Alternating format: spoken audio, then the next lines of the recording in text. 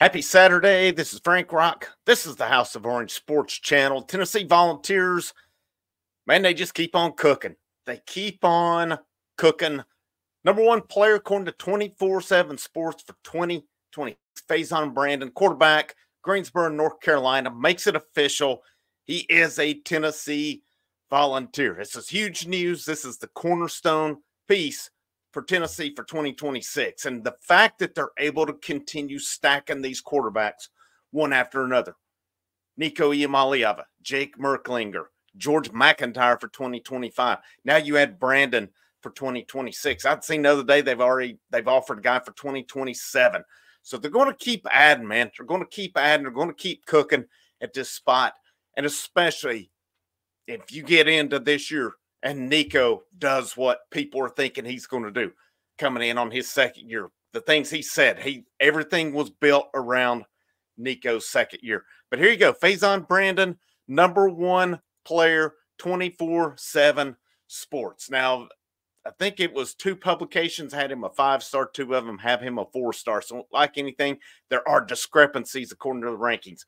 24/7, though, they did talk about it. I'm going to pull some highlights up here of him as well. So this was from last year. All right, we look at it here. Of course, he's going out of the shotgun, drops back. I mean, his guy gets coverage. He drops it in for him, touchdown. Here you go again. He drops back, has a little bit of time. Hits the guy kind of a little bit of a post, I would say, kind of going back. Here you go again. Drops back quick. Perfect throw here as well.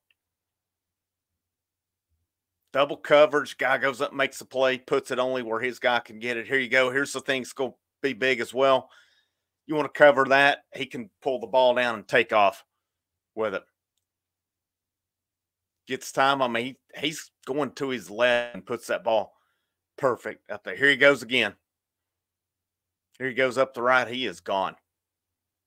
Dual threat. One of the things I saw in the, here you go. It just keeps going. Of course, he and Hendon Hooker know each other. They have a relationship there. One of the things I saw, obviously that helped Tennessee with Hooker, but when we look at it as well, that was one of the things on 24/7. They said this is Hendon Hooker with a higher ceiling. And, we saw what Hendon Hooker did in 2 years here in Knoxville. I mean, he was, he's arguably the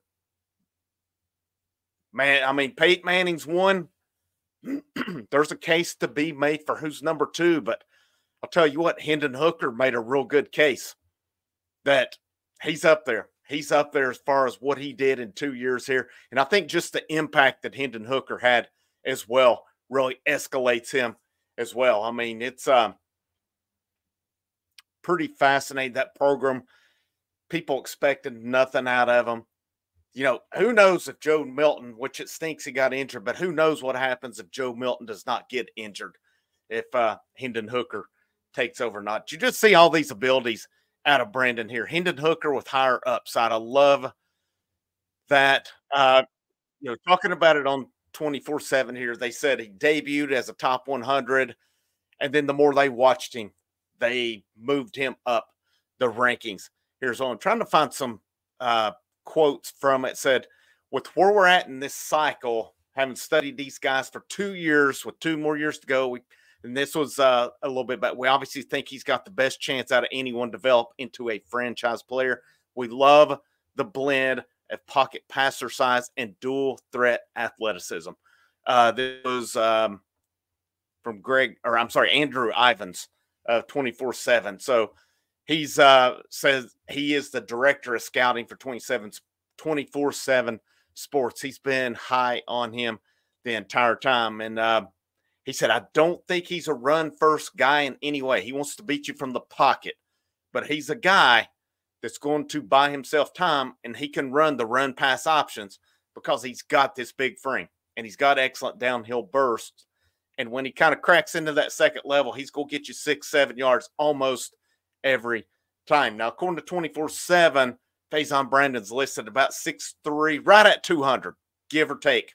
a little bit. 197 is where they've had him. I've seen different measurements on him as well. He participated in June at, they call it the Under Armour Future 50. And Ivan said, I think that the other thing that really stands out about him is kind of the performances this offseason.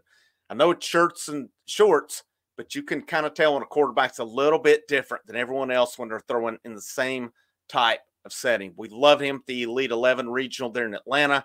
He was great at the Under Armour camp in Charlotte. And then I thought he kind of made a statement at the Future 50 at the end of June. There were 7 other high-profile quarterbacks there. And I thought, given that setting, and it says they're playing 5-on-5 football because there's flag football coming to the Olympic Games in 2028. And they did do a camp. But I thought he was the most consistent of the bunch, and I thought it looked like he had the highest ceiling of the bunch. And then one more thing on it, he said, and I think the other thing is all those other kids kind of looked at him as kind of the top dog. That's kind of the vibe I got, which I thought was notable. And it said last year he threw for, he was a first-time starter, 3,026 yards, 36 touchdowns, 3 interceptions, 69% completion percentage of him. And again, I saw the comparison is a Hendon Hooker with a higher ceiling. Got to be excited if you're a Tennessee fan right now, just in everything, man. This is such an everything school. Everything's going so well in the sports. When you get it right, you get it right. This is the best in my lifetime that it's been across the board. And what they're doing right now, this is, you know, obviously you've got to get up there and win some championships if you're Tennessee football. And I don't think it has to happen this year, but in the coming years, it's got to get to that point. But what they're building right now, we've not seen a run. Now, I'll give Butch Jones a little bit of credit. I thought he was getting close to getting on this type of run with the talent he was bringing in. He just couldn't get out his own way was the problem. I don't think he had the leadership in place above him that supported what he needed. And he made a couple really bad decisions that were ultimately what led to him being gone from the program. Derek Dooley makes a bad decision his 3rd year. Say a Justin Wilcox type still in that program. He goes at least a little bit longer. I think it was inevitable where it was going with him. Kiffin, you see how he recruits, what his potential was. Of course, during that time, there was potential to be where Jeremy Pruitt got us 2 years ago too. But Philip Fulmer, 90s level. That's what we're looking at. That's, to me, in my lifetime, is the standard. Philip Fulmer, 90s level, when that program was just rolling with quarterbacks, just rolling all across the line. Lines of scrimmage were excellent. I mean, they were good in all facets of the football game. Josh Heupel and this staff, the job they're doing recruiting for 2025, but now you shift to 2026 already. You've got the #1 player, according to 24/7, and it looks like a pretty good possibility on Monday. You're adding another tight end to the equation, Carson Snead out of Tennessee.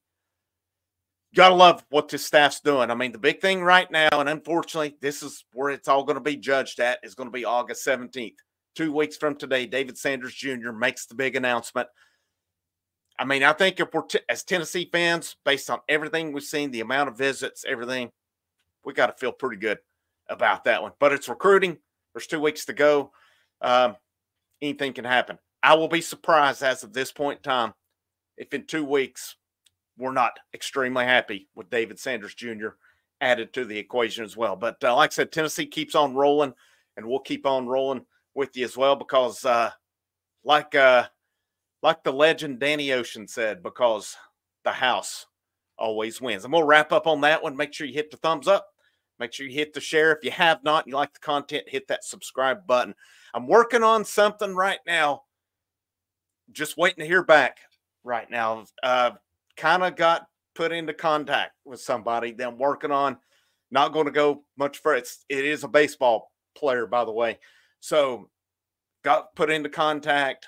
Just trying to kind of finalize everything with that. Seeing if he either wants to come on Monday night or if we do a separate video where he and I sit down and kind of look at what he does and such. But I'll let you know on that as move forward.